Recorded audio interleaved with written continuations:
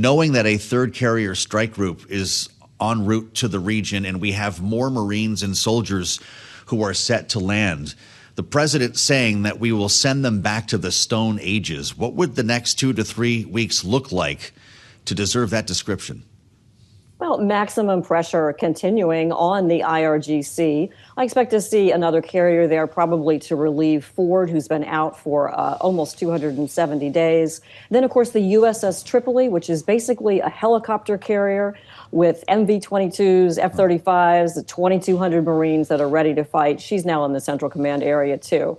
But what I make of it here is that Admiral Cooper at Central Command still has a target list to finish up, including some very heavy strikes with bombers and other aircraft on Iran's defense industrial base, probably on more munitions caches, and maybe on more of those sites along the Strait of Hormuz. You know, a real big risk there is the use of anti-ship cruise missiles. We've seen Iran actually use a couple of those in the last day or so against commercial shipping. So let's continue to work the target set. It's not going to be over until Admiral Cooper briefs to President Trump that he's satisfied with the progress that Operation Epic Fury has made. Well, I'm glad you mentioned some of the efforts that we're making in the Strait. We've seen a number of A-10 Warthogs. I think we doubled the number of A-10s that we have in theater. Apache helicopters. Are these basically strafing runs along the coastline to try to limit Iran's ability to act? Yes, the A-10 has it's a 30 millimeter gun, huge shell, I mean, like this size, right? Yeah. And it's able to strafe, and the Apache helicopters, that is just a pure attack machine. The Apaches also can go after drones as well. But I think we're looking here at going after some of the small fast boats or anything that looks like a remnant of the IRGC Navy with an ability to put a mine over the side or use cruise missiles.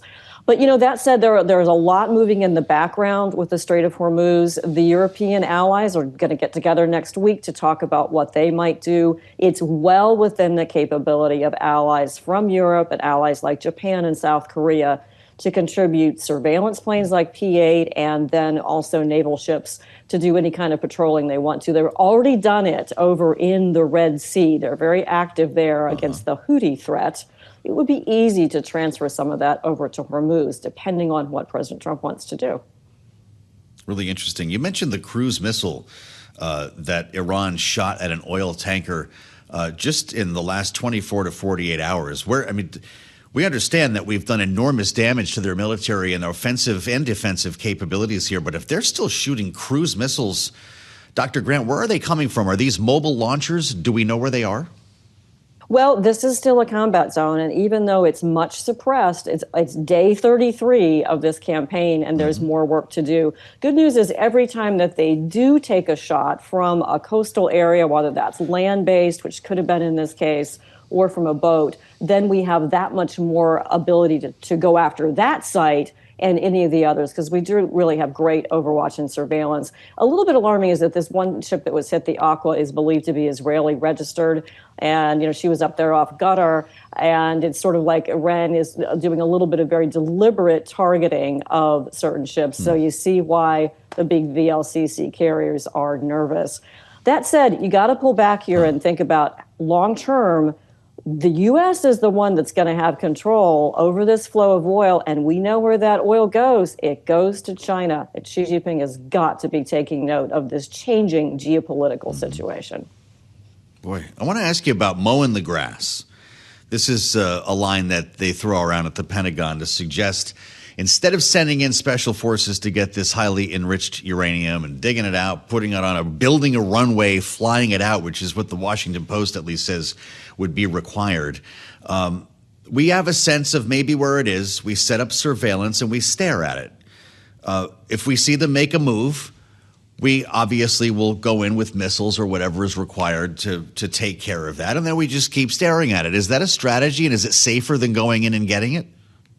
Well, President Trump mentioned that last night. And because we don't see the intel, this is all speculation. But it tells me two things. One, we're going to keep this air dominance over Iran. They're not going to rebuild their surface-to-air missiles. We're going to be able to go in there and do whatever we need to for a real long time. If that uranium is trapped deep under a lot of rubble and in a known area, we could do that type of overwatch. But I got to tell you, if ordered, our military forces are capable of going in there, setting up what would look like a forward arming and refueling point and taking it out. We have that much control. So the president has all of those options, and that's why he's really pointing the finger at Iran saying, hey, come on, let's get a deal set or you're going to lose more critical infrastructure. Yeah, well, so we think about end games here and what the president is suggesting, some sort of shock and awe. He says, we'll bring them back to the Stone Ages, Rebecca Grant, and threatened to hit each and every one of their electric generating plants very hard and probably simultaneously, he said. This has been a prior threat of his. This is the sort of ultimatum, right? In lieu of a deal, we will knock the lights out. We will knock out your energy grid, which would run counter to his suggesting that help is on its way to the people of Iran. How would we go about doing that? Well, quoting Strategic Air Command's Curtis LeMay, who talked about bombing back to the Stone Age, it would be pretty easy. President Trump has to use that vivid language when talking to the IRGC, quite frankly. But this would be a simultaneous strike with B-2 bombers, B-1s, B-52s, F-15Es, carrier-based aircraft, all going against those nodes. And, oh, yeah, he could do that tomorrow night if he needed to. And that's what he's pointing out, desalinization plants as well. So he is saying to Iran, okay, come on, make the deal.